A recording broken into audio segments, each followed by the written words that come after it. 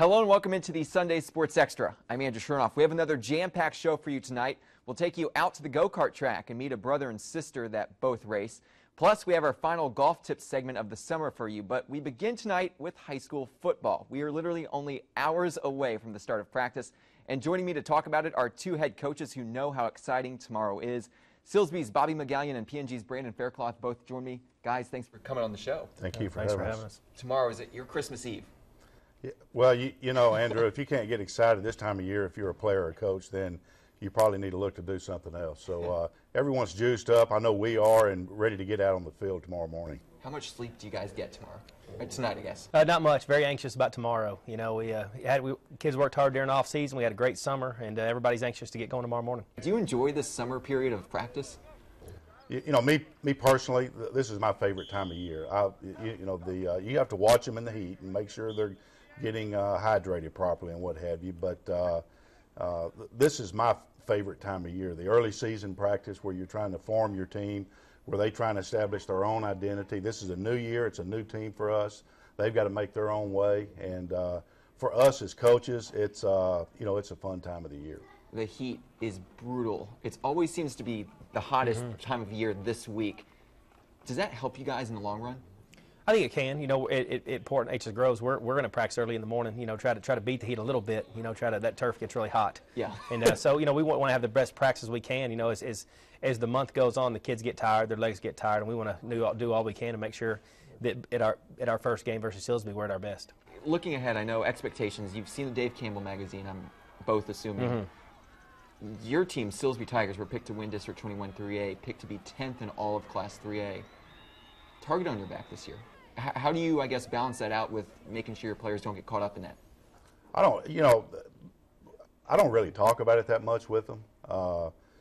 We're about improving, like Coach Faircloth said. We're about improving each and every day, each and every week, and I don't have to say a lot about that. You know, the kids see it, they all read it, they know it, and but they know that it's that in order to get there, that there's only one way that they can get there, and that's through hard work. Talk about Port Neches now. You saw the Dave Campbell picks. Sure. You guys are picked out of the playoffs in District 24A. Is that extra motivation for your team? Oh, no question. You know, we look at it. You know, it's still somebody's opinion, but we definitely view it as motivation. I think as a coach, you're always looking for a way to motivate your team and get something extra out of them. So anything we can do to put a chip on our shoulder, just to help our kids practice hard and play hard and improve every day, we're gonna use. So it's something definitely we're gonna use and talk about and make sure they understand they weren't picked to make the playoffs, and let's go give it our best and prove people wrong. Week 0, you guys both play each other, Silsbee, PNG. That's got to be a pretty fun game for both of you guys to play a decent opponent in your first week of games. Well, we're looking forward to playing them, and it's it's going to be a thrill for our kids to go over to Port Neches and play that atmosphere that they have over there. Very loud crowd there. And without a doubt. Understatement. And yes.